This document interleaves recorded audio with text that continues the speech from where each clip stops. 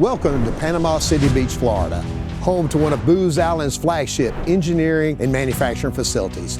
I'm David Durden, Director of Engineering and Operations. Today, I'm going to show you how we turn innovation into product, building critical technologies that give our warfighter the tactical advantage they need to win all over the world. In Panama City, we move fast, turning bold ideas into mission-ready hardware.